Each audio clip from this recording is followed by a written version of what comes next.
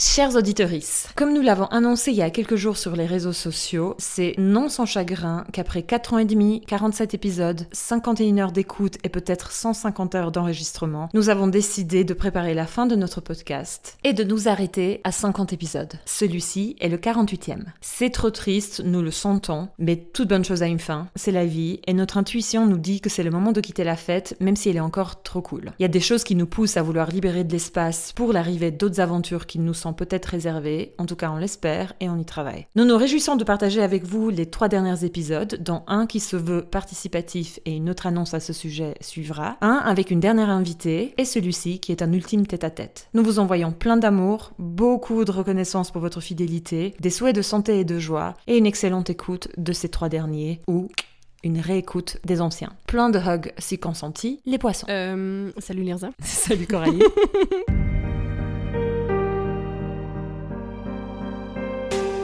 Ça va ? Ça va et toi ? Ouais, c'est la fin de l'été, je suis pas très contente pour ça. Mais sinon, ça va bien. Et toi ? Pareil, j'essaie de repousser un peu ma réjouissance de l'automne. Ouais. Parce que moi, je suis plutôt en mode genre, yay, automne. Ouais. Mais bon, l'été est terminé et c'est un peu moins cool. Bienvenue chez les poissons sans bicyclette. Merci. Aujourd'hui, on va parler de plein de trucs. On a une liste de sujets. J'ai même failli me dire, on fait un premier 15 minutes où on parle de tout et n'importe quoi parce que c'est notre dernier tête-à-tête. C'est le 3e avant-dernier épisode de podcast, en fait. On a décidé de s'arrêter à 50 épisodes. Ouais. Et je me suis dit, c'est quoi le risque que les gens vont plus nous écouter si on dit n'importe quoi ? Bah, c'est plus vraiment un risque. Du coup, je me suis dit, je pourrais balancer tellement de trucs. Très bien. Mais on s'est réduite à 3 sujets. Ouais. C'est déjà pas mal. Probablement. Le premier, il t'appartient. C'est sorti de toi. Oui. Tu veux dire de quoi tu veux parler en premier ? Il y a des trucs qui m'énervent et j'ai envie d'en parler. Et le truc qui m'énerve aujourd'hui et depuis quelques semaines, c'est la nouvelle couverture d'album de Sabrina Carpenter qui a été My Girl et celle de tout le monde en 2024 et où j'étais trop contente d'avoir des femmes qui font de la musique super bien écrite, fun, ironique, profondément féministe. Et vraiment bien. Et puis tout d'un coup, on nous annonce une nouvelle sortie d'album. Et puis après, il y a un cover release qui se passe. Et on est là, quoi ? Ouais. Qu'est-ce qui s'est passé ? Du coup, je voulais juste parler de ça. Parce que j'ai plein de choses à en dire. Toi, c'était le cover dont tu voulais parler. De toute façon, je voulais parler du sujet en général de la sexualisation des pop stars. Ouais. Qui continue. Avant Sabrina Carpenter, j'ai été déçue par d'autres. Et puis je trouvais que ça posait question et que j'en parlais pas beaucoup. Mais bref, on en parlera. Et après, moi, je voulais faire un spiel. Moi aussi, je voulais parler de ce qui, pas m'énerve en ce moment, mais ce qui m'attriste en ce moment. Et c'est comment se positionner en tant que femme qui potentiellement ferait pas d'enfant. Et on a déjà parlé de ce sujet de plusieurs angles, mais en fait, j'avais des nouveaux trucs que je vivais. Donc je voulais débriefer là-dessus. Très bien. Et après, on va parler un peu plus longtemps que les 2 premiers sujets de notre rapport à l'activisme aujourd'hui, parce que le podcast arrive à sa fin. Et puis faire un peu un bilan aussi, comment on l'a vécu, et puis comment on se positionne par rapport à l'activisme en fait aujourd'hui. Des réflexions là-dessus. Ouais. 3 sujets. Vous avez de la chance. C'est quoi le cover de Sabrina Carpenter ? Oui, donc elle a sorti un deuxième album. Enfin, du tout un deuxième album. Un nouvel album. Je crois que c'est un 8e album. Ouais, c'est clair. Un nouvel album après avoir eu un succès mondial l'année passée. L'album s'appelle A Man's Best Friend. Si jamais vous pouvez googler, ça sera plus parlant. Mais pour résumer, elle est pas vraiment à genoux. Elle est pas quand même à genoux ? Moi, j'ai l'impression qu'elle est pas à genoux. Qu'elle est un peu genre penchée en avant. Et j'attends l'avis de l'experte. Je tape juste Man's Best Friend et il y a des chiens qui apparaissent. Ouais, elle est à genoux. Ah, elle est à genoux. Dans ma tête, elle était pas à genoux. Alors oui, s'il y a bien une chose à retenir, c'est qu'à chaque fois que je repense à ce truc, c'est pire quand je vois l'image. C'est tellement pire que ce que je me rappelais. Donc bref, elle est à genoux, devant un homme debout qui lui tient les cheveux et puis elle regarde la caméra et elle a clairement du maquillage genre super pas effacé, comment dire, smudge, genre du rouge à lèvres, les yeux aussi. Il y a un côté hyper sexuel et puis violent en fait. Si c'était une image sur un site porno, ben je serais pas choquée parce que c'est du porno habillé. Enfin, ça renvoie à des images de porno violentes. Parce que jusqu'ici, son avant-dernier album, Sabrina Carpenter, était très orienté sur les relations hommes-femmes et plein de choses, mais il y a beaucoup. Enfin, j'avais bien aimé ce qu'elle disait dans son Tiny Desk Concert. People know me as the always horny woman. Parce qu'effectivement, il y a plein de chansons, il y a un côté des fois très cafin, quoi.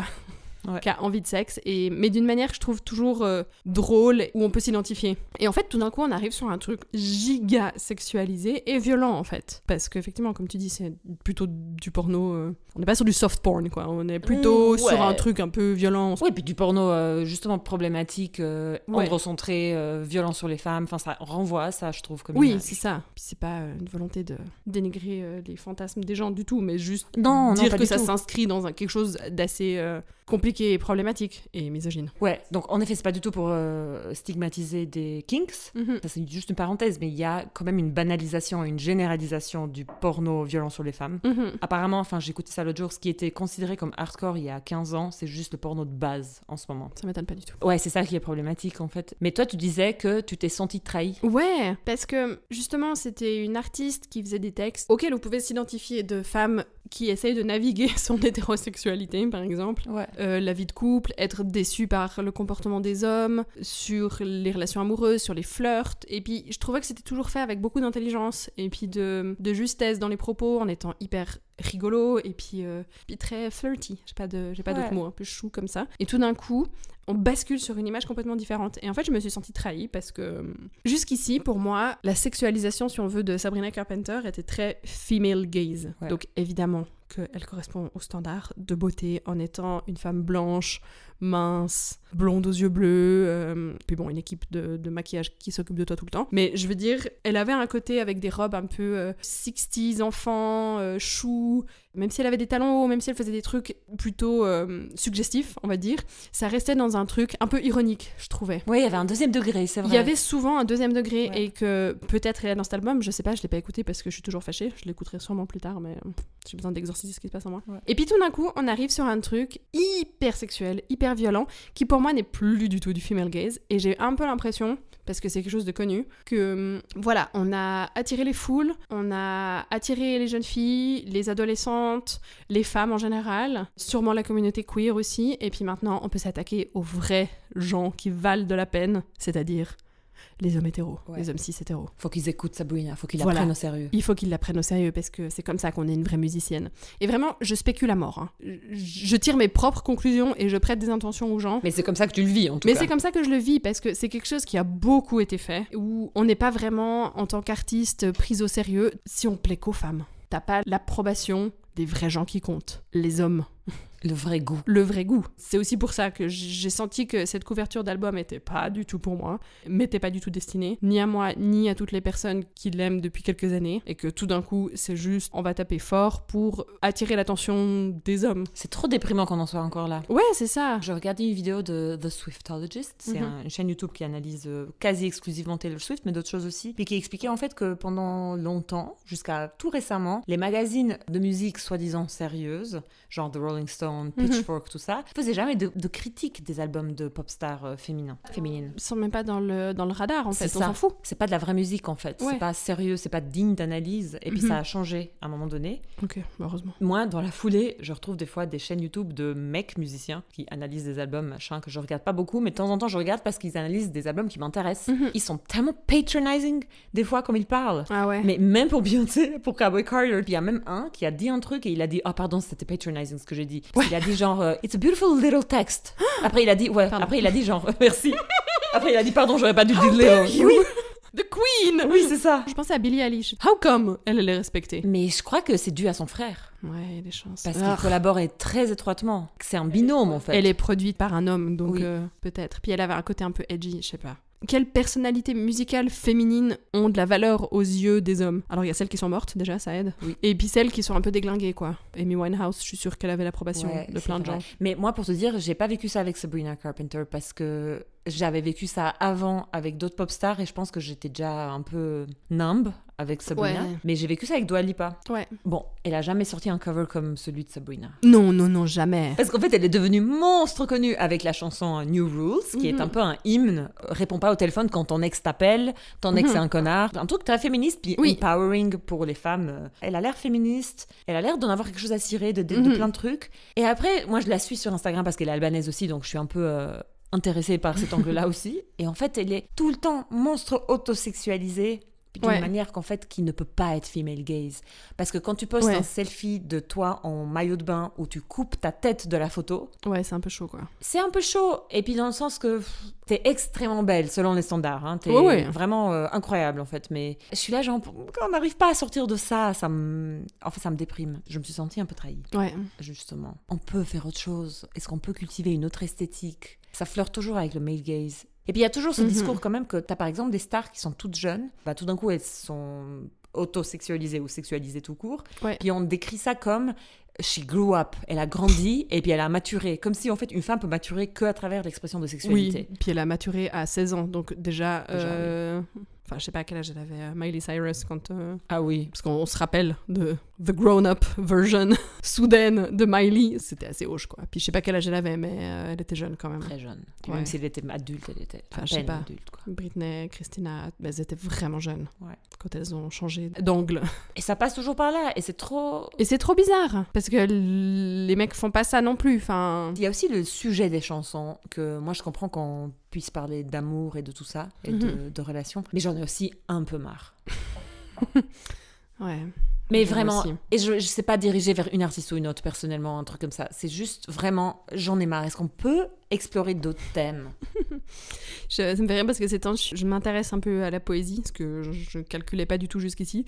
Et il y en a tellement sur l'amour, et vraiment, je m'en fous. Ouais, c'est ça. Je suis vraiment genre... Tu peux trouver que ça, si tu cherches. Enfin, genre, il y a des livres et des poètes et des poétesses entiers qui ne font que ça. Et je suis juste là genre... Ok. Oui, ton mec est canon. Des fois, j'ai un peu un regard critique comme princesse Disney des années 90, où je suis un peu là. Tu le connais pas! He's just hot. Et c'est pas grave, il n'y a pas besoin de lui écrire des trucs si longs. En fait, j'ai toujours été réticente à parler de ça, parce que j'avais trop peur de passer juste pour la meuf de droite qui n'aime pas quand les meufs montrent leurs seins, leur décolleté et leurs jambes. En gros, je voulais pas être la meuf qui critique une autre meuf qui montre son corps. Oui. Parce que c'est pas ça que je veux. Non, c'est clair. Je souhaite vraiment que les femmes puissent faire ce qu'elles veulent faire et qu'elles se sentent libres et sans qu'elles se sentent jugées par des réacs et puis sans qu'on les dévalorise parce que soi-disant elles montrent leur corps et on suppose que du coup ça montre qu'elles se valorisent pas plus que ça, nanana, tout ça, parce que c'est quand même une société qui fait ça. C'est ça. C'est quand même une société qui est claire quoi en fait. Plus t'es sexualisé, surtout dans la pop, plus tu vas vendre et on va parler de toi, ça c'est malheureux. Mais c'est pas dans cet angle-là moi que je critique Sabrina ou Dua Lipa ou d'autres en fait aussi. C'est juste que on avance avec le temps, le féminisme devient de plus en plus mainstream, ça vend même de plus en plus. Et fact is, on n'a pas changé en fait. Ouais. On finit toujours par instrumentaliser le féminisme pour retourner dans le male gaze. Ouais. Et ça, c'est très déprimant, quoi. Ouais. Et ça me fait penser à dans Promising Young Woman, où il y a une des meufs qui dit, une ancienne pote de personnage principal, qui dit... tous les mecs veulent une féministe à l'uni. Ouais. Parce que comme ça, elle a du caractère. Mais après, il faut se ranger, quoi. Ouais. C'est a good movie. Oui. Mais toi, Coco, tu voulais terminer par faire un point sur les hommes de la pop. Les hommes de la pop. J'aime bien parce que je suis connue auprès de plein de potes comme la meuf qui déteste What's his name? Ed Sheeran. Ed Sheeran. Et en vrai, je déteste pas Ed Sheeran. Je déteste juste ce qu'il représente. En fait, un temps, je pense que c'était son avant-dernier album, parce qu'il me semble qu'il en a sorti un ou qu'il va en ressortir bientôt. Il en a sorti un juste là. Ouais, voilà. Ouais. Donc, celui d'avant, il y avait de la pub partout et ça me rendait mes chèvres. Parce que j'étais un peu là, cet homme est tellement moche, en toute objectivité. Cet homme n'est pas beau. Il a aucun swag. Parce que tu peux être, entre guillemets, moche, enfin considéré moche du visage. Oui, les hommes peuvent avoir un truc, genre un peu une gueule, comme on dit. T'es un peu là, oui, enfin il est moche quoi, mais il a juste du charisme. Ouais, genre Jay-Z. Ouais. Je l'ai toujours trouvé moche. Je sais pas, je l'ai sorti naturellement. Ouais, non mais il a du charisme, Jay-Z, c'est clair. Oui. Enfin, parce qu'il a épousé Beyoncé. On va dire ça. En vrai, oui. Voilà, smart choice. Mais je trouve que Ed Sheeran n'a aucun swag, aucun charisme, qu'il est moche. Il y avait des pubs absolument partout et des trucs où j'étais un peu là, arrêtez de faire genre c'est une pop star. En fait, ça m'énerve parce qu'il n'y a aucun équivalent féminin. C'est ça. Ever. Il y a des gens qui pourraient dire oui, moi je trouve que Billie Eilish elle est moche. Oui. Quoi? Alors, tais-toi. Billie Eilish est pas moche. Oui, mais tu vois, genre. Les standards encore. Des gens qui sont un peu là, moi je la trouve pas belle alors. La beauté n'est pas subjective. Oui. La beauté, elle s'inscrit dans un contexte. Vous avez le droit de trouver des gens qui sortent du standard très beau, et c'est super, tant mieux, mais ça change pas qu'il y a des standards de beauté. Même si les standards de beauté masculins sont beaucoup plus souples et beaucoup plus larges pour les hommes que pour les femmes, Ed Sheeran ne correspond pas. Non, il est moche et il a aucun swag. Il est moche et il a aucun swag, et il est partout, et c'est une monstre star, parce que c'est un très bon musicien, et tant mieux, je veux dire. Ouais. Il est reconnu pour ce qu'il est. Oui. Mais, encore une fois, Citez-moi un exemple féminin. Il y en a pas. Il y en a pas. Puis non seulement il y en a pas, mais les pop stars femmes, même celles qui sont monstres talentueuses, Oui. genre monstres, elles sont extrêmement belles. Oui, c'est ça. C'est ridicule comme elles sont belles. Est-ce que t'as vu des nouvelles pop stars qui sortent? Des Addison Rae, il y en a plusieurs qui sont sortis un peu en même temps, là. Ouais. Models. Ouais. Et peu importe la chirurgie derrière, models. Ouais. Elle pourrait juste avoir une carrière de mannequinat. Ouais. Et d'un autre côté, il y a Ed Sheeran. Et vraiment, c'est Qui est moche, quoi. moche. Il est tellement moche. Et vraiment... Puis c'est ok. Puis c'est ok, c'est ça. Tout à fait. C'est pas grave. C'est juste que ça m'énerve parce qu'il y a mais aucun équivalent qui lui arrive même à la cheville de sa laideur au niveau femme. Et puis, je me rappelle même quand Adele est devenue monstre connue, il y a eu genre tellement de commentaires sur son poids. Ouais. Et je me rappelle qu'elle avait dit, enfin, c'est même pas que je me rappelle, c'est juste que c'est une citation qui a été prise partout, qu'elle a dit je fais de la musique pour les oreilles, pas pour les yeux. Ouais. Et puis tout le monde a dit oui, mais c'est comme ça, il faut être plus maigre. Enfin, je sais pas. Ouais. Et puis elle a Et fini puis par maintenant, maigrir. bah ouais, puis maigrir, faire de la chirurgie, et puis avoir des Ouais. nouvelles dents, et Ah oui, puis c'est tout. vrai qu'elle a fait de la chirurgie, ouais, c'est vrai. Encore une fois, c'est ok, je juge pas une femme parce qu'elle a fait de la chirurgie. Oui, bien sûr. J'ai regardé son Tiny Desk Concert qu'elle avait fait dans les studios NPR. Déjà, c'est hilarant parce qu'en fait, moi, je crois, moi et beaucoup de gens, je comprends rien de ce que Adele raconte. Oui. C'est malade. Vraiment. It's so funny. C'est vraiment Adele, il y a une dizaine d'années, the chubby London girl qui parle un peu dans sa barbe Oui. et qui regarde un peu par terre. Et je suis un peu là, mais le chemin, quoi, qui a été fait. Et puis vraiment, ça, elle a dû le faire dans la douleur parce qu'on l'a forcé. Les gens étaient en mode, t'es trop talentueuse pour être aussi poche, quoi. Ouais, faut perdre du poids, faut faire ci, faut faire ça, quoi. Ouais. Et puis, pardon, Ed Sheeran, ça fait un moment, il n'y a pas d'amélioration. Oh non. Non.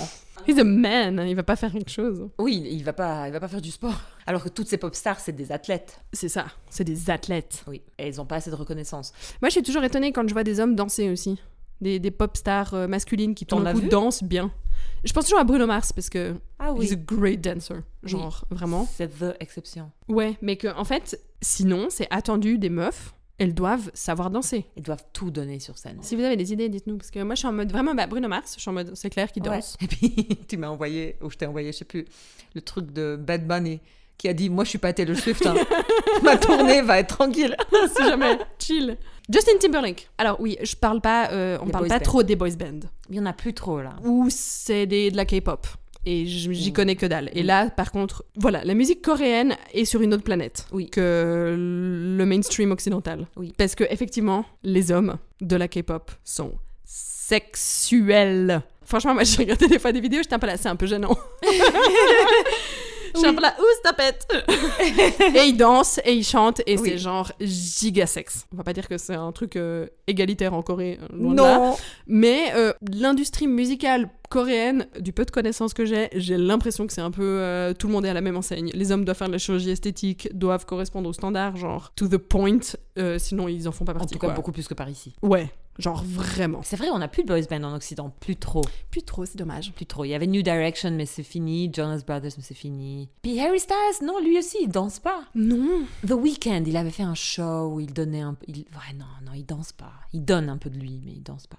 Je le dis et je le répète, mais heureusement, parce qu'on était voir Beyoncé cette année, heureusement qu'on Oui. n'était pas là quand elle a sorti Jay-Z. Parce que ça m'aurait fait chier. Il est sorti quand, Jay-Z? Et il est sorti à Paris. À Paris, ils ont eu tout le monde. Moi, j'aurais pas été fâchée devant Jay-Z. Ah, c'est vrai? Ouais. Ah, moi, j'aurais été vraiment genre bouh. J'aurais été, tu sais, les bras croisés et vraiment genre fuck. Non. Surtout que je l'imagine, j'ai pas vu, mais j'imagine qu'il est sorti, il a rappé, mais il a rien fait. He just show up. Ouais, moi je suis juste triste de voir qu'on en est encore là en fait. Moi, j'arrive pas à passer outre cette couverture d'album de Sabrina Carpenter, parce que c'est de ça qu'on parlait à la base. Oui, et puis moi j'étais beaucoup en déni en me disant non mais peut-être. Oui, peut-être qu'il y aurait eu un psych. Oui. C'était une blague. Exactement. Et en fait, non. En fait non, vraiment illusoire, mais c'est juste je me Mais je voilais comprends la que tu y aies face. cru, parce que moi j'étais tellement choquée que j'y ai pas cru non plus pendant un moment. Je me suis dit elle va sortir un album qui va expliquer le concept. It Oui. will all make sense. Et en fait pas du tout, apparemment c'est un album comme l'autre en fait. Ouais. C'est pas comme si elle a fait un nouvel album.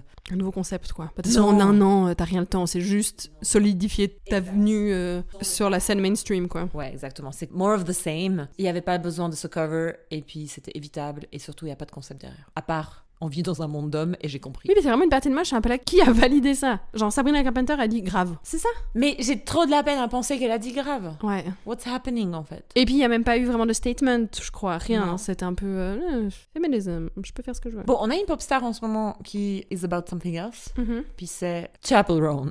Oui, the lesbian. The one that is lesbian. Oui, the one that is still lesbian. Oui. Pour l'instant. 2024 était une bonne année. Bon, Ouais, bref. on a râlé, on a débriefé. Et vraiment, encore une fois, je suis pas du tout réaccommode. Ouh, les femmes, il faut qu'elles se couvrent. Non, pas ça. c'est pas ça le message. C'est qu'en fait, on ne critique pas les individus, on critique le système. Ça m'attriste de voir la difficulté que les femmes ont pour vivre que dans le female gaze. Ouais. Et je comprends, parce qu'on a été éduqués comme ça. Ouais. Et c'est un travail, en fait, de sortir du male gaze. C'est un Ouais. immense travail.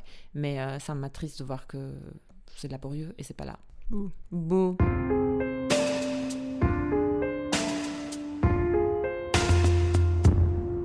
Prochain thème. C'était un sujet qui venait plutôt de toi. Yes. On en avait déjà parlé en plus. Oui. Mais il y a un peu des nouvelles réflexions dessus, Ouais. et puis des nouvelles choses et événements autour de ça qui faisaient que tu avais envie d'en parler. C'est ça. Il y a une évolution, il y a où j'en suis maintenant, puis je suis pas sûre que j'en ai parlé comme ça. Parce qu'on a parlé de parentalité sur un épisode Être ou pas être parent. Mhm. Après, on a reparlé de parentalité quand on a parlé du point de vue des enfants plutôt. Mais je voulais juste dire ce que je vis, en fait, parce que les années passent et je continue d'être child-free. Oui. Quand j'avais, je sais pas, 30 ans, 29 ans, je me projette un peu, Ouais. donc je tâte, je vis des choses. Mais là, j'accumule des années où mes potes font des gosses, font des deuxièmes gosses, font des troisièmes gosses. Donc en fait, mon statut de child-free, child-free ou sans enfant ou whatever, enfin, que je suis pas Ouais. parent, quoi. Parce que ça me saoule que ce soit une étiquette aussi. Oui, j'imagine. Bah, je vis des choses différentes parce que les années passent, ça s'accumule. Et en fait, ce que je voulais dire, moi, c'est qu'il y a un truc qui m'attriste et je sens que ça me pèse, c'est le manque de communauté. Ouais. Je me suis dit que ça t'intéresserait parce que tu m'en avais parlé. C'est qu'en fait, il y a des communautés en ligne, t'as des comptes Instagram et tout ça. Déjà, moi, je veux pas de communauté en ligne, je veux une communauté live, déjà. Et surtout, je veux pas une communauté autour de ça. Moi, je veux pas l'étiquette child-free, je veux pas être identifié par ça. Mais parce qu'on vit dans une société où c'est vraiment la normalité de faire des enfants et une femme sans enfant, on a encore beaucoup trop de peine à concevoir que ça puisse être une vie comblée si t'as pas d'enfant. En tant que Ouais. femme, encore une fois, c'est pire qu'en tant qu'homme. Bah, ça fait que je me sens inévitablement un peu marginalisée et inévitablement un peu seule. Je réalise qu'au mieux, la plupart des gens qui m'entourent, au mieux, c'est juste qu'ils expriment pas qu'ils ont un problème avec ça. On respecte que t'as fait ton choix de pas faire des enfants, du coup, je veux être civilisée, donc je fais pas de commentaires négatifs. Ouais. Mais moi, j'ai besoin de plus que ça. Moi, j'ai besoin de sentir que les gens qui m'entourent voient un sens à ma vie. Parce que c'est déjà pas simple pour moi de voir un sens à ma vie, déjà tout court, mais en plus, quand tu choisis de faire un truc qui est un peu différent de ce qui se fait majoritairement. Et je le vis aussi beaucoup avec ma famille et aussi avec quelques entourages potes, en fait. Mais ma famille, c'est quand même un grand truc. C'est que bien qu'on me fait pas chier en mode allez, vas-y, fais des enfants, bien qu'on me fasse pas chier avec ça, il y a pas ce truc, en fait, on te soutient, puis on te comprend, puis c'est très cool. Ouais. Et puis tu pourras faire d'autres choses et ça va être génial. En fait, j'ai besoin de l'entendre. Et j'ai beau à dire, faire des speeches, non mais je m'en fous des autres, ce que se pensent les autres, c'est pas vrai. On est branché pour être en communauté, on est branché pour être en relation. Les gens, on n'est pas des êtres solitaires. Je suis désolée, c'est juste comme ça en fait. Donc de un, c'est triste de devoir dépenser de l'énergie pour en avoir rien à foutre de ce que les autres pensent. Et de deux, moi j'ai besoin de relations. Et si je peux pas être moi-même dans une relation, bah c'est pas une bonne relation en fait. Ouais. Si on doit juste faire semblant que c'est pas là, comme the elephant in the room, genre t'as pas d'enfant mais on va juste pas en parler, ni en bien ni en mal. Et les gens font le pas de pas en parler en mal, mais moi j'ai besoin qu'on en parle en bien. Que ce soit Ouais. pas un truc où les gens savent pas quoi en faire. Et ça m'attriste parce que je réalise que à cause de ça, déjà je suis pas tranchée, genre vraiment je veux pas d'enfants ou vraiment j'en veux. Je suis pas tranchée. En fait parce qu'en soi, en théorie, je trouve que les enfants c'est trop chouette et en fait, je m'imaginerais bien parent, mais c'est dans l'organisation actuelle de la société que je me sens un peu pas capable en fait. Dans un autre contexte, tu serais pour. C'est une relation qui m'intéresse. Les Ouais. gosses, j'aime bien et c'est une relation qui m'intéresse. Ouais. Mais parce qu'il y a ce truc où je retrouve pas de résonance avec les gens autour de moi dans le fait de pas avoir d'enfants, tout d'un coup, je me sens sous pression d'en faire. Ouais. Et j'ai pas de bon choix du coup. Ouais. Je t'en parlais aussi parce que toi, t'avais quand même dit que quand t'as fait un enfant, tout d'un coup, tu t'es senti partie d'une communauté et que c'était trop agréable pendant 5 sweet minutes. Oui. Mais est-ce que tu veux pas... Enfin, qu'est-ce que tu penses de ce que je viens de dire? Oui. Et puis, ouais. Bah, maintenant, mon fils est plus grand, il a 3 ans, et puis je trouve qu'avec le temps, il y a une communauté qui se fait, parce qu'il est à la crèche, puis forcément la crèche elle est dans ton quartier, puis il y a des places de jeu, et puis on est avec la place de jeu avec notre fils, et puis il y a d'autres enfants qui viennent, et leurs parents, et puis il y a vraiment un réseau qui se fait en fait, qui s'est fait assez, automatiquement je veux dire, Ouais, bien sûr. c'est comme pour tout, parce que moi j'ai entendu tout aussi, j'ai clairement déjà des gens qui m'ont dit, de toute façon si tes parents t'as plus de potes, des trucs que je trouvais assez violents, puis qui peuvent être vrais dans la réalité d'autres personnes, mais j'ai l'impression que comme pour tout, si t'es un peu ouvert et que t'as ce genre d'opportunités, les liens peuvent se faire avec d'autres gens. Donc ça, c'est plutôt une communauté que je trouve vraiment chouette, parce que voilà, il y a des échanges qui se font, et puis on peut passer du temps avec d'autres parents. Mais par contre, quand il est né, j'ai vraiment senti une sorte d'acceptation d'autres adultes, des gens qui étaient adultes autour de moi quand j'étais enfant. Que tu connaissais, ouais. Que je connaissais et tout d'un coup, il y a vraiment eu ce sentiment de « one of us ».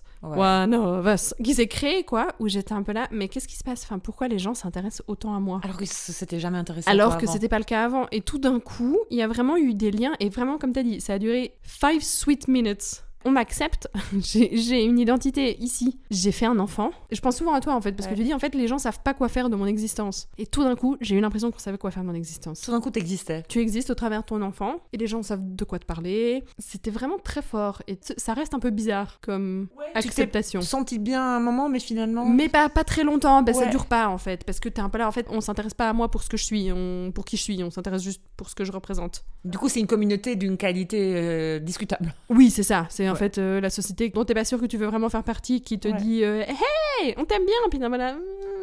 Je voulais pas que tu m'aimes pour ça. En fait, mon besoin d'appartenance, ça va pas être rempli par ça. Mon besoin béant d'appartenance est pas rempli par ça, vraiment. Ouais. C'est un peu superficiel, mais ça marche pas. Et c'est très bizarre. Mais vraiment, c'est clair qu'il y a ce côté où les gens savent quoi faire de toi et comprennent. Ouais, tu te sens vu 2 secondes. Oui, c'est ça. trop dommage d'être vu que quand tu fais des enfants, quoi. Mais ouais, c'est ça. Et vraiment, je pense que ça doit être effectivement très dur quand tu vis pas ça et que tu le recherches. Et puis je trouve très intéressant parce que quand on a préparé cet épisode, on a pas mal, on en a parlé déjà. Et puis je pense beaucoup à ça en fait. Il y a ce côté où je suis pas sûre que tu puisses ressentir une sorte d'acceptation et de plaisir de la part des autres autant que si tu leur dis je suis enceinte. Ouais, tu vois. Il y a rien qui égale ou qui dépasse ça. Ouais.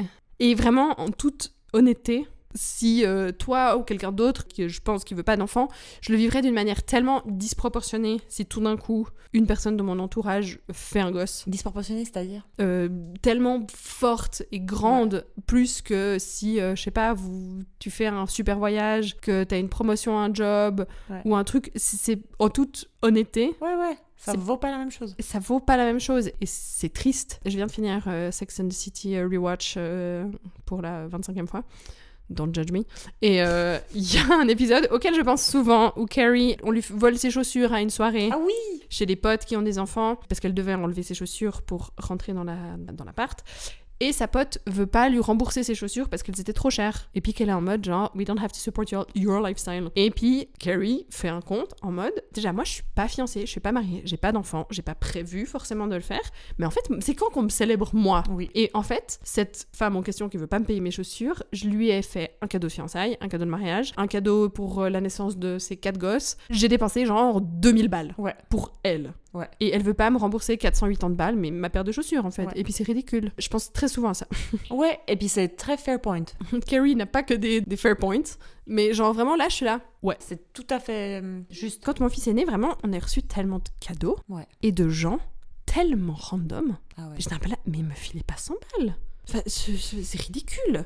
On a reçu tellement de choses. Mais tu sais, tu reçois des lettres de gens, t'es un peu là. C'est qui déjà ? Des lettres ? Ouais, avec genre un bon pour un truc, et j'étais un peu là. Tu t'appelles comment déjà ? Ouais. Parce qu'on a la fois qu'on s'est vu. Puis pardon, enfin, je suis suisse, genre... Oui, c'est pas l'Albanie. C'est ça, j'allais dire, on n'est pas dans une culture où ton cousin au 5e degré, c'est ton cousin et il est proche de toi et il t'envoie des trucs, tu vois. Genre, vraiment pas. Hein. Si jamais je suis albanaise, hein, j'ai pas dit ça gratuitement. Voilà, comparé à l'Albanie, je me dis, je viens pas d'une culture ou non plus d'une famille où on est proche sur 50 degrés, quoi. C'était juste très bizarre. Et vraiment, encore une fois, ce sentiment très one of us. Ouais. Je suis obligée de le Et en fait, c'est juste factuel. C'est comme tu dis, même toi, tu vivrais pas pareil. Et puis je comprends parce que la société est construite comme ça depuis très très longtemps. Elle va pas changer de mon vivant. C'est juste un fait. Non.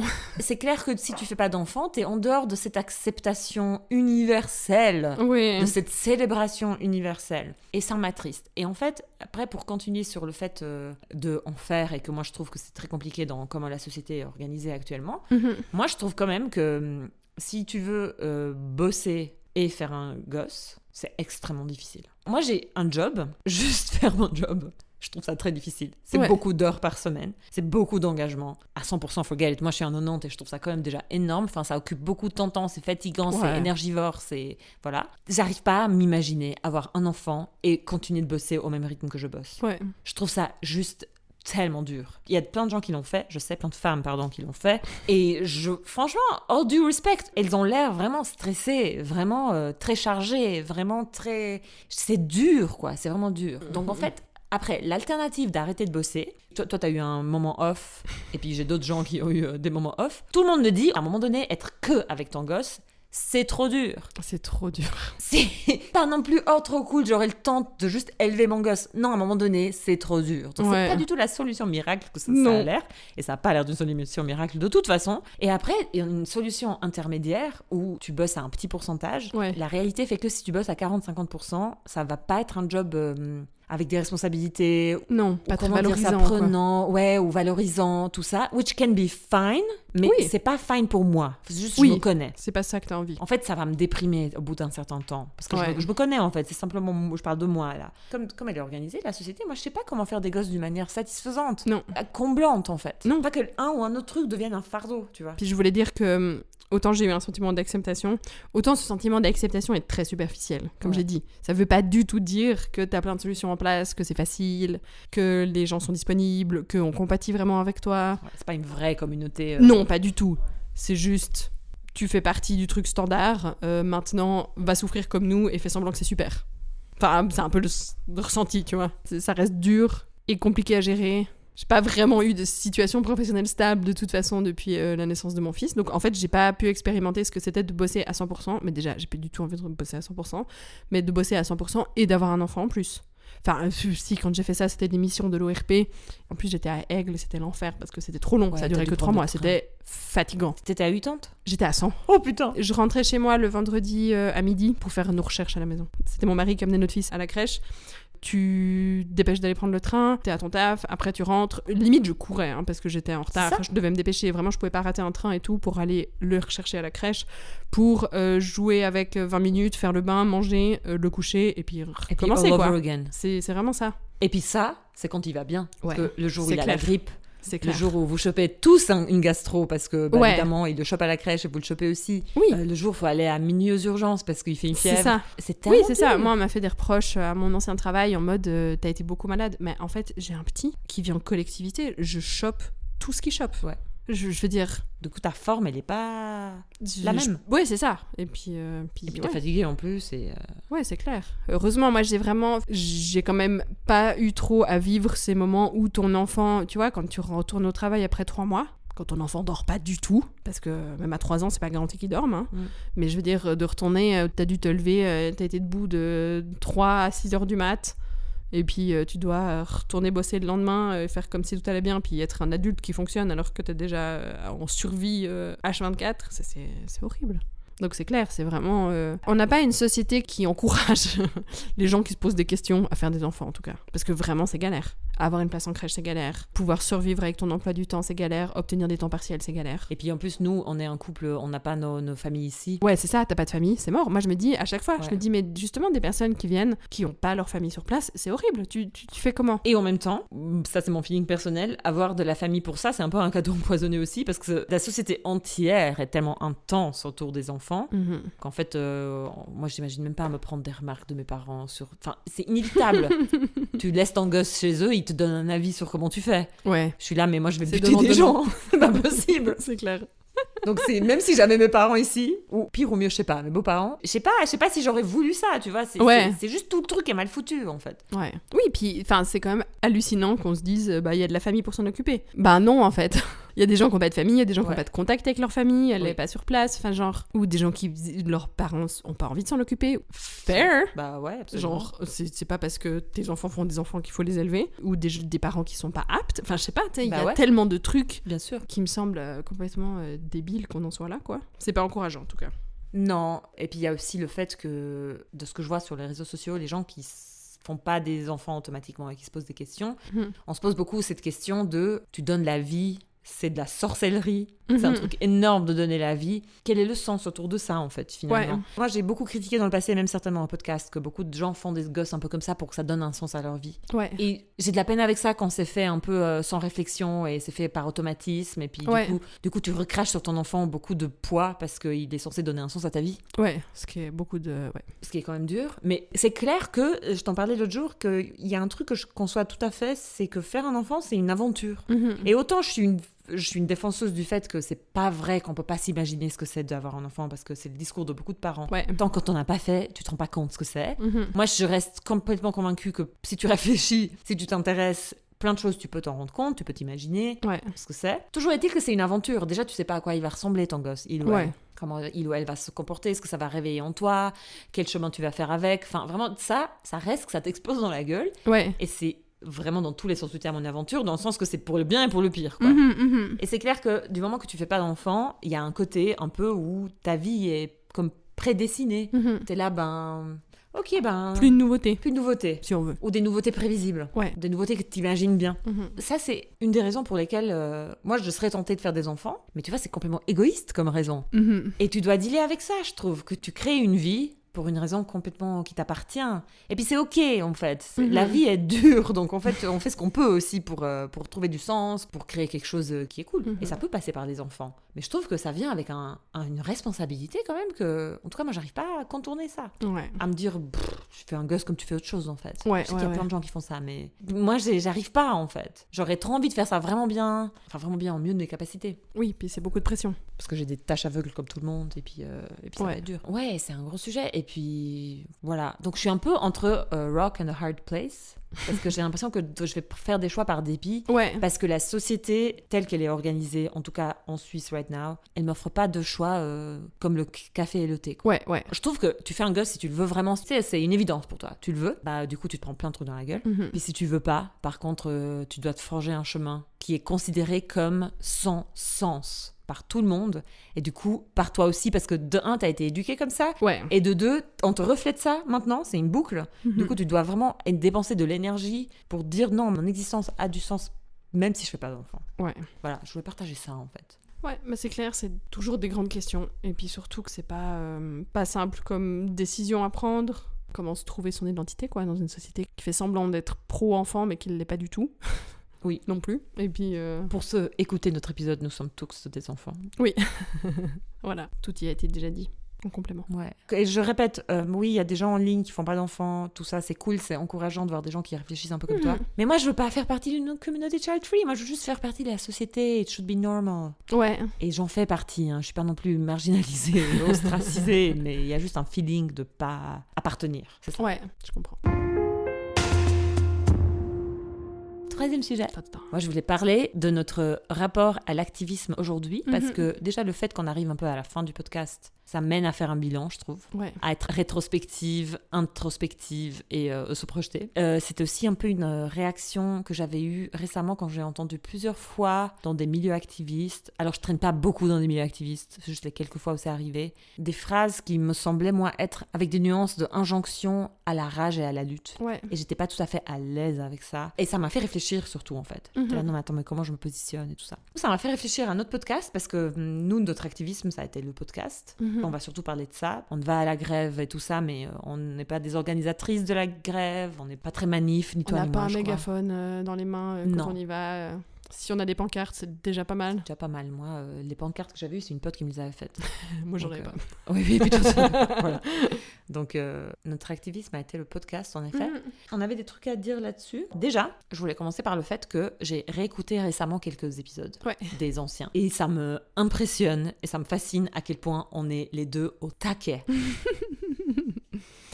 on sait ce qui se passe. On a tellement de réflexions, Ouais. on a beaucoup de choses à dire. Ouais. Ça bouillonne, on fait des liens. Moi, ça me parle beaucoup du fait que quand on a lancé le podcast, il y avait un besoin de parler, quoi, et un besoin de partager qui était incroyable. Est-ce que toi, déjà, tu veux dire un truc là-dessus, ou comment tu te rappelles un peu les débuts et tout ça? Je suis vraiment d'accord, en fait. Je crois qu'il y avait vraiment un besoin de parler et Ouais. de dire des trucs. En fait, on est passé d'avoir ces conversations entre nous sur un canapé à se dire, en fait, on pourrait s'enregistrer Ouais. et partager ces réflexions-là parce qu'il y avait des trucs marrants et puis ça fait tellement bien de pouvoir exposer ses idées et de pouvoir faire justement des liens avec différentes choses et des comparaisons avec d'autres problématiques. Puis en plus d'en avoir une communauté qui se découle après, quoi. De personnes qui viennent au vernissage, qui partagent des avis, de faire les écoutes aussi en live comme ça. Ça a été vraiment quelque chose de super, de se sentir comprise par d'autres gens. Moi aussi, j'ai vécu ça. Déjà, d'être à deux à en parler, c'était déjà énorme parce que quand tu commences à être féministe, tu souffres du gaslighting en général. Parce que beaucoup vont te dire Coraline, essaye d'avoir l'attention du chat. Il se rappelle qu'elle a autre chose à faire. Et puis il te regarde, mais ça va. Oui, avant il m'a fait un bisou. Oui, parce que t'es beaucoup gaslighté. T'exagères, quoi. T'exagères, tu cherches la petite bête, enfin tous ces trucs qu'on a déjà discuté 1000 fois. Et déjà, le fait d'être ensemble à en parler et d'être validé à deux, c'est énorme. Ouais. Et de se sentir assez légitime pour s'enregistrer et diffuser, c'est énorme. Mais après, comme tu dis, d'avoir la communauté qui grandit et l'audience qui grandit, humblement mais sûrement grandit, Ouais. moi ça m'a vraiment calmée. Ça a mis du temps. Oui. C'était pas un truc en 6 mois, j'étais calmée, quoi. Mais ça m'a vraiment fait du bien, en fait, de me sentir écoutée et de sentir que j'ai une plateforme et de sentir que s'il y a un truc qui me dérange, au boulot ou n'importe où, en fait, et puis on m'écoute pas au café, ben en fait, on a une plateforme où on peut s'exprimer. Ouais. Et vous écoutez ou pas, mais en fait, vous écoutez quand même. Et aujourd'hui, je suis un peu plus calmée. C'est aussi pour ça que le podcast arrive à sa fin, parce que, ouais, moi je trouve que toute chose a une fin, et je trouve que le travail que ça prend ne correspond plus à mon besoin de le faire. Ouais. Bien que je suis un peu triste d'arrêter le podcast, mais c'est bien. Je voulais être triste d'arrêter le podcast, je voulais pas... Oui, pas être en mode genre, oh mon Dieu, plus encore ça, quoi. C'est ouais. ça. Mais ça m'a mené à une réflexion, on a parlé ensemble, c'est le fait que j'aimerais bien dire qu'on fait de l'activisme. Donc encore une fois, quand on dit de l'activisme, c'est le podcast pour nous. On fait de l'activisme pour l'égalité, pour les autres, par altruisme, mais le fait est qu'à la base, ça vient d'un besoin extrêmement personnel, qui était le besoin de s'exprimer. En fait, ça va pas pour nous. Ce qu'on vit, on le vit mal. It's not okay. Ouais. Du coup, on a besoin de faire ça. Ouais. Et puis, est-ce que toi, tu te décrirais aussi comme ça? J'ai jamais tellement réfléchi, mais c'est vrai qu'il y a un côté où je me suis aussi calmée. Je suis pas... Et toi non plus, je sais, t'es pas du tout en train de dire c'est bon, il y a plus de problème. Non. Resolved. C'est bon, on a résolu le problème. You're welcome. C'est pas du tout ça qu'on est en train de dire, mais vraiment ce côté où beaucoup en parler avec plein de gens, d'avoir des échanges différents, se remettre en question par rapport à des réflexions suivant les invités qu'on avait. Enfin, ça a été très, très riche et nourrissant. Et effectivement, ça calme un petit peu de se sentir validé. Ouais. Donc pour ça a été vraiment super. Et puis moi aussi, quand je me suis déjà un peu écartée du podcast, il y avait un côté où en fait j'ai pas envie de brasser toujours aussi des sujets lourds, des sujets compliqués. Il y a moyen de faire des choses un peu différemment. Enfin pour moi, ça pouvait encore une fois passer par les vernissages où il y avait beaucoup de fun, on s'amusait bien, on a fait... Puis ça passait aussi par ça, et je trouve que c'est vraiment important de passer par ce genre de choses et... que finalement il faut tout pour faire un monde. Il y a des gens qui sont là pour crier en manif, et puis aussi d'autres gens qui sont là pour être un peu plus en retrait, mais apporter sa pierre à l'édifice un peu. J'ai récemment écouté un épisode de Kif Taras sur les violences policières, Assa Traoré, qui disait être militant, c'est pas une identité en soi non plus. Moi je suis militante par défaut en fait, parce qu'on n'a pas du tout eu aucune justice pour le meurtre de son frère, et puis elle s'est retrouvée dans cette position malgré elle en fait. On fait ça pour la justice, et puis nous il y a une forme de validation personnelle dont on avait besoin aussi, mais de pas se sentir les hystériques en fait, qui sont toujours là à râler, puis qui en fait en font un peu des caisses pour rien, quoi. Ouais, j'avoue que ça c'était important aussi, dans le sens, le fait de se sentir validé, et une communauté, on parlait de communauté avant, c'est super, mais aussi j'avais besoin de me sentir solide dans mes bottes et de savoir ma position et ma posture, parce que justement quand t'es féministe et t'as pas de validation, tu commences à te dire non mais c'est moi qui hallucine, tu te remets en question tout le temps et tu te rends même pas compte que tu fais ça en fait.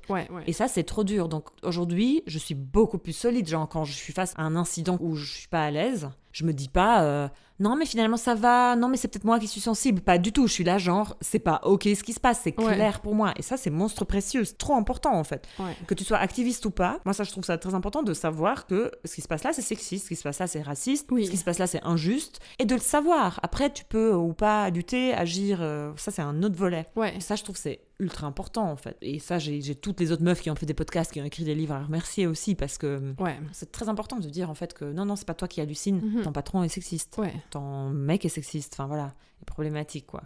Parlant de identification à travers l'activisme, moi c'est ça, pour moi l'activisme n'est pas un but en soi et n'est pas une identité. L'activisme pour moi a été un truc nécessaire pour ma survie quelque part. Alors, toute proportion gardée, on est en Suisse en 2025, on a des belles vies, voilà, on est privilégiés. C'est quand même une société ultra sexiste, les souffrances sont différentes qu'ailleurs. Je pense que tu vis dans un pays, je veux pas nommer des pays gratuitement, mais dans des pays où vraiment les droits des femmes sont beaucoup plus arriérés qu'en Suisse actuellement, j'imagine qu'à un moment donné, t'as pas le choix d'être dans la lutte. C'est clair. Parce que c'est juste ton existence même. Ici, heureusement, il y a moyen d'avoir vraiment une existence, mais avec beaucoup de détours et contours, et voilà, c'est compliqué. Voilà, moi, j'ai senti le besoin d'être activiste parce que ça m'allait pas comment on vit. Mais c'est pas un but en soi, c'est pas mon identité. Et moi, j'aimerais vivre autre chose, en fait. À la base, t'es activiste parce que t'aimerais avoir accès à une vie où tu peux vivre autre chose. Et si par moment, on peut vivre autre chose parce qu'on se sent juste bien en ce moment, et puis la société est juste OK, et que t'arrives à vivre autre chose, va vivre autre chose. Moi, vraiment, je pose pas d'injonction à la lutte. Je me rappelle plus à qui a dit ça, mais j'avais entendu ce côté du si on peut pas venir danser à vos manifs, on n'est pas intéressé. Et je pense souvent à ça parce qu'il y a un peu ce côté où on oublie que la joie, c'est de la lutte, en fait. Et évidemment, tout le monde ne peut pas faire ça dans ce contexte, parce qu'il y en a qui sont très compliqués, comme on disait. Mais il y a plein de choses qui peuvent être de la joie et du fun. Je sais pas, participer à une soirée en non-mixité choisie, c'est de l'activisme en fait. C'est faire quelque chose dans la joie en se sentant en sécurité, c'est quelque chose d'incroyable. Moi, je pense souvent à ça, glander sur mon canapé, c'est de la résistance. Oui. Réparer mes chaussettes avec mes talents en dessous de 0, j'ai décidé que c'était de la résistance. Parce que je vais pas racheter des chaussettes faites par des esclaves dans de la fast fashion. Il y a plein de choses, en fait. Il y a plein de manières de faire de l'activisme et de la résistance sans être en colère. Et j'ai été, et je le suis encore moins, des fois, vraiment en colère. Oui. Je stigmatise pas la colère. Non, pas du tout. On est ravis et on est avec les gens. Mais c'est vrai que les manifs, moi, je suis toujours contente une fois que j'y suis. Mais souvent, c'est vraiment beaucoup d'efforts d'y aller. Et j'ai pas une envie fantastique d'y participer, mais c'est toujours... ça me fait toujours beaucoup de bien, en fait, aussi. J'aime bien les coins où il y a de la musique. Et puis sentir qu'en fait tout le monde est réuni par la même cause, ça donne vraiment, ça me met vraiment du baume au cœur, parce que je me sens moins seule, et ça aide aussi. Mais c'est pas quelque chose que j'ai envie de faire toutes les semaines. Non, mais en fait, cette histoire de la colère et de la rage, je trouve, elle est importante, parce que moi j'ai clairement eu la rage longtemps. Vraiment, c'était dur. J'étais même pas consciente que j'avais la rage en fait. T'accumules des trucs. Puis tu les valides pas en fait. Enfin, personne t'autorise à le vivre. Non, exactement. Donc forcément, ça... Et ça a été une drive immense justement pour le podcast. Puis on manif et tout ça, parce que c'est une drive immense. Mais en fait, moi je trouve qu'il peut pas y avoir d'injonction à la rage. Il peut pas y avoir de trucs genre il faut s'indigner, il faut s'énerver. Parce que moi j'ai vraiment envie de croire, enfin j'y crois, qu'on peut rester dans la lutte. Déjà autrement, toi t'as cité 2-3 exemples. Mais aussi on peut rester dans la lutte sans la rage. Ça, c'est une chose, je vais élaborer dans 2 secondes. Et aussi, encore une fois, la vie, elle est déjà compliquée. Si ton existence est assez cool déjà pour que tu puisses choper des poches de joie et des poches de n'importe quoi qui te fait plaisir, go. Go for it, en fait. C'est ça le but de la lutte, c'est qu'on puisse avoir des vies cool et des existences cool. Donc en fait, juste pour revenir, que moi j'y crois qu'on peut être dans la lutte sans la rage, moi je pense que ce qu'il faut, c'est pas la rage nécessairement, c'est la lucidité. Il faut rester lucide. Entre avoir la rage et gueuler dans la rue et la soumission, il y a une palette d'état d'âme. Parce que je vivais ça avant, que j'avais l'impression, j'en parlais à mon psy, que si je réagissais pas à une discussion qui m'était pas ok, si je gueulais pas contre un truc à table, c'est que je m'étais soumise. Mais parce qu'en fait, moi-même, j'étais pas capable de concevoir un truc intermédiaire où justement j'étais solide et droite dans mes bottes, pas ok avec ce qui se passe, mais ça veut pas dire non plus que je me soumets à ce que vous vous dites. Enfin, ça veut dire que ça fait du matériel pour le podcast après. Déjà. T'inquiète que ça faisait du matos. Et aussi simplement, en fait, si t'es solide dans tes bottes, et tu peux aussi à chaque fois décider ce que tu fais en fait. Est-ce que je réagis, est-ce que je réagis pas, est-ce que je gueule, est-ce que je gueule pas, est-ce que je me casse, est-ce que je reste, est-ce que vous êtes encore mes potes, est-ce que vous êtes pas encore mes potes. Enfin, il y a une palette de réactions possibles qui sont là. Mais moi, je pense que vraiment, l'ingrédient crucial, déjà de lutter à ton échelle personnelle, c'est de rester lucide. Parce que du moment que t'es pas lucide, ça veut dire que tu prends des choses problématiques comme la vérité, et ça devient partie de ta vérité, et c'est là ça va pas en fait. Tu tu commences à intérioriser que oui, les femmes sont inférieures, que t'es un peu stupide, que t'es incapable, enfin bref. Ouais, que ton avis a moins de valeur, que exact. Ta musique a moins de valeur. Que Taylor Swift c'est nul, qu'il faut écouter The Cure. Faut écouter Foo Fighters. Oh, c'est ça le gros connard. Ouais, c'était lui, trop duc. Et ouais, moi j'ai vraiment envie de croire que t'avais dit ça en discutant, t'avais dit mais la rage c'est pas sustainable. Oui, c'est ça aussi. C'est une émotion, comme beaucoup d'émotions, qui est faite pour être vécue et digérée. Et être en colère tout le temps, c'est pas durable en fait. Les gens en colère, ils ont pas des bonnes qualités de vie en fait. Non, si c'est chronique, c'est un stress en fait chronique. Oui, c'est ça, c'est juste ton système nerveux qui est déréglé, quoi. Donc forcément, puis ça te permet pas d'apprécier les choses appréciables de ta vie aussi. Non, et c'est quand même le but. Et c'est quand même le but à la base, ouais. Faut pas l'oublier, ça. Moi, je trouve, je suis désolée, mais si t'es tout le temps dans la rage, dans la lutte et dans la colère, parce que j'ai été là-dedans aussi, où j'avais le système nerveux qui m'a dit adios. Ouais. En fait, tu prends plus de plaisir, t'es pas bien, en fait. Non. Et si t'es pas bien, ça sert à rien. Rien ne sert à rien. Et je trouve que ce truc de l'injonction de rester dans la lutte, que j'ai vécu légèrement, je trouve que ça revient un peu à une injonction au sacrifice. Et ça, moi, je suis pas d'accord. Déjà, les femmes, on leur demande beaucoup trop souvent de sacrifier. Ouais. Et j'aimerais peut-être juste clarifier quelque chose, en fait. C'est que quand je parle de cette injonction ambiante à la rage et à la lutte que j'ai pu ressentir, je parle vraiment de relations avec des gens qui ont le même degré de privilège que moi. Des personnes blanches, cis, globalement hétéros. C'est là que je dis, en fait, j'accepte pas d'injonction au sacrifice. Parce qu'en fait, je trouve que le vrai sacrifice, quand il arrive parce qu'on n'en peut tellement plus qu'on n'a plus le choix. Et les gens qui se sont sacrifiés dans le passé, des femmes et des gens qui se sont sacrifiés dans le passé parce qu'elles sentaient qu'elles avaient plus le choix, j'ai un énorme respect pour ça. Mais on aimerait ne pas en arriver là. Parce que les femmes qui se sont sacrifiées, c'est que vraiment, elles étaient au stade où elles se disaient, en fait, je préfère mourir que vivre comme ça. Ouais. Genre, les suffragettes, il y en a qui se sont tuées pour faire la une. Mais parce qu'elles allaient parler au Parlement, puis on les écoutait pas. Bah oui. Et ça faisait trop longtemps que ça durait. Il y a un moment, t'es juste un statut au-dessus d'un chien, quoi. Man's best friend. Man's best friend. That's a good round-up. Wrap-up. T'avais aucun statut. C'était une mineure à vie. C'est épuisant. Ouais, c'est épuisant. Vraiment, si je suis devenue activiste, c'est parce que j'étais là. Mais en fait, moi, je peux pas vivre comme ça. Ouais. C'est pas possible. Enfin, je me sens pas bien. Il y a des trucs que je vis. Je sais pas où les crier. Ouais. Je sais pas qui écoute, en fait. C'est un truc... qui écoute, c'est ça. Pour revenir sur le truc que je trouve que ce qu'il faut, c'est la lucidité, plus que la rage et la colère et l'indignation et tout ça. Donc, je ne juge pas des femmes qui luttent pas parce que... tu fais ce que tu peux, t'as peut-être pas l'énergie, t'as peut-être envie d'aller dessiner, t'as peut-être envie d'aller courir au bord du lac. I get it. Par contre, les femmes qui mettent des bâtons dans les roues des féministes, ça, vraiment, je juge. Impardonnable. Ouais. Je trouve que c'est important de rester lucide pour déjà toi-même ne pas te faire bouffer. Et si t'as l'énergie de lutter pour les autres. Parce qu'une fois, t'avais posté un mème d'une femme qui essaye de faire des high-five à plein de mecs qui l'ignorent. Oui. Et puis que c'était le côté des antiféministes. Je sais plus d'où j'ai entendu une expression que j'ai trouvée super. Être une femme antiféministe ou justement qui critique, qui se moque, enfin qui se qualifierait pas d'antiféministe, mais un petit peu quand même. Ouais. C'est juste la souris qui va se cacher entre les pattes du chat. Tu mets peut-être les autres souris plus à disposition du chat, mais t'es pas en sécurité là où t'es en fait. Ça va se retourner contre toi à un moment. J'ai trouvé que c'était une super image parce que mon gif, ça fait longtemps que j'essaie de l'expliquer, mais c'est laborieux. Faut voir le gif. Il faut une image. Oui. Souris, qu'est-ce qu'elle chante les pattes du chat. Mais c'est super parce qu'en fait, le chat, à un moment donné, il va se retourner contre toi. Oui. Mais tu crois quoi? Tu crois qu'il t'a pas vu? Mais oui. Il fait semblant. Et toi, t'es là, genre, I'm so great parce que j'ai dénoncé les autres souris. Oui. Mais le chat va me protéger. Mais pourquoi il va te protéger? De quoi? Tu lui as rendu service? Non. Ça fonctionne pas comme ça, les chats. Ben non. Je suis navrée, mais ça va devenir glauque, mais les féminicides, pour la plupart, se passent à la maison. Oui. Et il y a des statistiques affreuses qui disent genre, t'as plus de chances de te faire tuer par ton mari qu'autre chose, en tant que femme. Oui. Tu te ranges dans les pattes du chat, oui, mais t'es pas safe. C'est pour ça que je trouve important de rester lucide. Pour toi, déjà, mais d'aller dire aux femmes, arrêtez de vous battre, moi, ça, je pardonne pas. Ah, mais c'est bon, il y a plus besoin. Ouais. Si tu restes à la maison à la grève, mais t'es consciente du problème et tu luttes à ton échelle, à ton niveau, je suis qui, moi, pour te juger? Je suis désolée, c'est ta vie, en fait. Tu fais ce que tu peux. C'est clair. Il se peut qu'avec la lucidité vienne la rage. Il y a pas mal de chances qu'à un moment, ça vienne. C'est assez de la suite, quoi. Mais encore une fois, c'est comme tu disais, en fait, la rage est une émotion à vivre, à traiter, à processer. Et je pense que tu peux rester dans la lucidité sans te brûler par deux bouts, quoi. Ouais, c'est clair.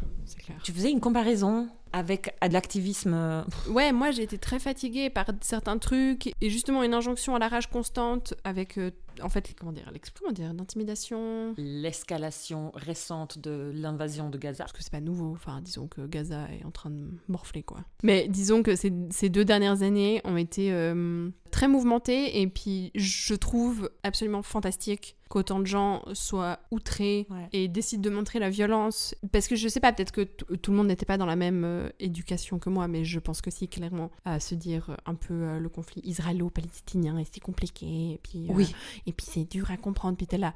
Non, c'est pas dur à comprendre. C'est pas dur à comprendre, ça s'appelle du colonialisme. Ouais. Et c'est comme ça que ça se passe depuis des millénaires, si jamais. C'est comme avec le féminisme. Non, mais c'est compliqué. C'est pas compliqué. C'est pas compliqué, en fait, non. C'est vrai qu'on m'a fait croire que c'était très compliqué, le conflit israélo-palestinien. Et je trouve ça fascinant. T'es là, mais non, en fait, c'est juste des blancs qu'on a décidé de mettre à un endroit et puis de dire, voilà, c'est à vous. Puis en fait, c'est pas à eux. Exactement. Et puis, ben voilà, le racisme, l'islamophobie font qu'on s'en bat les couilles, en fait. Parce que... Ouais, non, des Arabes, on s'en bat les couilles. Contre des Arabes, de toute façon, l'ennemi numéro 1, probablement. Je me rappelle, j'avais reposté ce truc, It's been 2 months, et puis quelqu'un avait corrigé, puis c'était écrit It's been 60 years. 60 years and 2 months. Et je suis là, voilà, c'est ça en fait. C'est qu'on a l'impression que c'est nouveau. Je dis pas du tout que c'est le cas de tout le monde, hein. Mais pour moi, ça a été une réalisation très tardive de me dire, en fait, ce problème est là depuis très longtemps, et non, il est pas compliqué, en fait. On fait semblant que c'est compliqué. Oui, mais bon, il y a eu des attaques des 2 côtés. T'es là, quoi? Des gens qui se font agresser en retour, mais quelle surprise! Enfin, j'ai l'impression que l'opinion générale est en train d'être un peu en mode, bon, ils abusent quand même. Hein. Donc, genre, t'as l'impression que l'opinion publique shift quand même vers une reconnaissance que Israël abuse. Ouais, c'est ça. Et, je sais pas, moi, ça m'a permis de faire des parallèles avec des trucs. Genre, vous pensez que quand il y avait l'apartheid en Afrique du Sud, la presse était du côté des Noirs? Enfin, genre, non. Société raciste. Et puis c'est toujours ce côté où je suis un peu là, je pense souvent à mais qu'est-ce qu'on dira dans 10 ans de ça, en fait, parce que c'est ça qui change tout, en fait, c'est qui écrit l'histoire. Donc bref, tout ce parallèle pour dire que quand on a commencé à beaucoup plus parler de Gaza, et puis justement je pense que ce changement d'opinion a été fait dans la colère et la rage ultime des personnes qui sont en mode ça ne va pas du tout. Arrêtez de minimiser, arrêtez de faire genre c'est compliqué, parce que ça l'est pas en fait, et ça a fini par payer. Vraiment, j'avais un truc à un moment donné, dès que je me retrouvais dans une manif pro-Gaza, je pleurais comme avec un bouton. Vraiment, il y avait un truc qui me rendait dingue, j'avais trop de la peine à vivre. J'étais à Londres et je me retrouve par hasard en fait dans une manif pro-Gaza. Je commence à pleurer, il y a un truc, c'est trop dur en fait. C'est trop dur. Et je pense le côté bien aussi des réseaux sociaux, c'est que tu peux trouver vraiment ta communauté qui est sans équivoque d'accord avec toi. Il faut arrêter les discours soi-disant nuancés, parce que oui, Hamas ci, Hamas ça. Prends juste un pas de côté et ça va pas ce qui se passe. Oui, et puis c'est vrai que pour moi, il y a eu effectivement à ce niveau-là beaucoup d'injonctions à la rage, et puis encore une fois, ça a payé, donc tant mieux pour les gens qui étaient outrés. Mais pour moi, ça a été très difficile Je suis pas du tout en train de me plaindre, enfin, je suis pas du tout en train de faire poor me, poor rich white girl. C'est dur pour moi de vivre le conflit. Oui, c'est pas du tout ça que je veux qu'on retienne. C'est juste de dire que, en fait, il y a eu beaucoup de choses postées sur les réseaux et beaucoup de trucs très très violents où j'avais pas signé pour. Et puis dire oui, mais en fait, si tu vois pas les images, tu comprends pas ce que c'est. En fait, c'est pas parce que tu vois les images que tu comprends ce que c'est. Tu sais pas ce que c'est. La plupart d'entre nous, Dieu soit loué, c'est pas ce que c'est de vivre dans la peur H24. On ne sait pas ce que c'est d'avoir perdu sa mère, son fils et son cousin et de plus avoir de nouvelles de son père et d'autres gens. On sait pas ce que c'est. Non. On sait pas ce que c'est de faire la queue pendant 3 heures pour essayer de trouver de l'eau potable. On sait pas. Et j'ai pas besoin de voir des photos de gens mutilés dans le sang pour m'intéresser à la cause. Et moi, j'ai vraiment dû mettre des gens en sourdine et puis limite quitter Insta en mode c'est pas possible en fait. Moi, je peux pas gérer ça. Ouais, pareil. J'ai eu trop de la peine.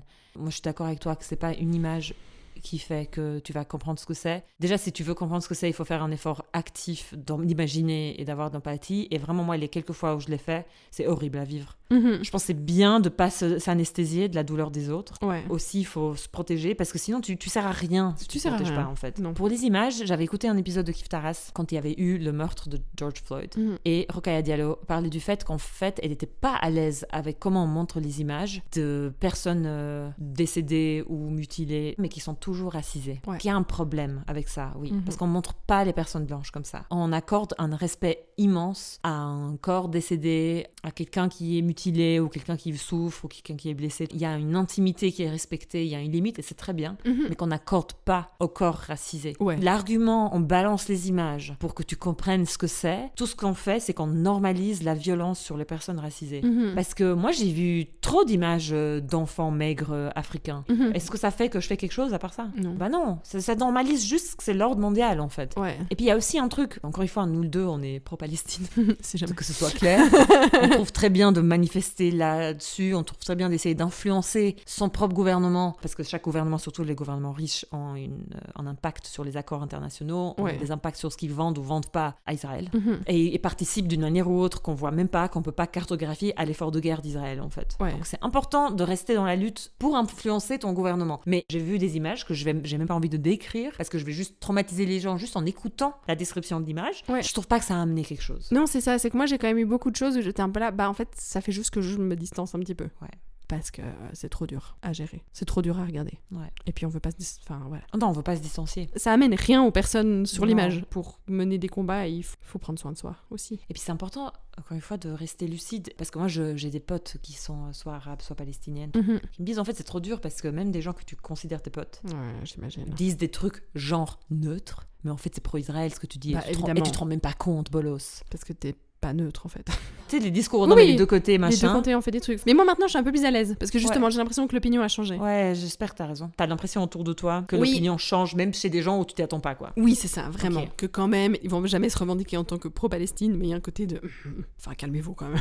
En même temps, ça allait tellement loin pour que C'est ça, on dise ça. ça fait combien de temps? C'est tellement long. Ouais, c'est chaud quoi. Mais c'est vrai qu'il y a un côté où, comme on a dit, il n'y a pas de lutte parfaite, il n'y a pas de consommation parfaite, il n'y a pas de façon parfaite d'être un humain parce que de toute façon, on est dans un monde profondément misogyne, profondément raciste, validiste, homophobe. En fait, il faut essayer de naviguer avec ça et le plus de lucidité on a, le plus on est conscient des privilèges, bah, le mieux on arrive à avancer. Dans la durabilité. Dans la durabilité, ouais. Et moi, je dis pas que j'ai vécu de la rage il y a 2 ans et j'en aurai plus jamais. C'est clair. C'est juste un moment right now où j'en ai C'est pas clair. trop. J'en ai pas trop. Ouais. Et la colère, elle peut être complètement instrumentalisée, puis c'est très bien. Ouais. Par contre, bonne chance pour avoir une vie avec laquelle tu es à l'aise et trouver un peu de joie, et trouver un peu d'amour, et trouver un peu de beauté, et être capable de kiffer le lac, dans le sens vraiment de voir la beauté et de l'apprécier, parce qu'un système nerveux déréglé, ça fait que tu perds la capacité d'aimer la beauté, tu perds la capacité d'être dans la joie, tu perds la capacité de kiffer quoi que ce soit, en fait. Ouais, ça vaut pas la peine. Oui, parce que tu peux pas aider les autres si tu vas pas bien. Ouais. Cool. Très bien. Coucou, c'est le dernier tête à tête. Oui. C'est trop bizarre. C'est bizarre. Hein. Ouais. Après, peut-être que dans 3 ans, on sera de nouveau là, mais C'est clair, parce qu'on sera de nouveau vénère contre un autre truc et on aura besoin de se valider. on va mettre à jour le logo et on va faire genre we're back. Ouais, c'est ça. Mais Ouais, on verra. Yep, on verra. Cool. Trop bien. C'était Les Poissons sans bicyclette, podcast féministe lausannois indépendant. La musique, la production, tout est fait par nous. Merci pour celles et ceux qui ont contribué à Patreon, c'est cool. Ça a quand même défrayé des trucs. Ouais. Et voilà. Et voilà. Bye bye. Ciao, Lisa. Ciao.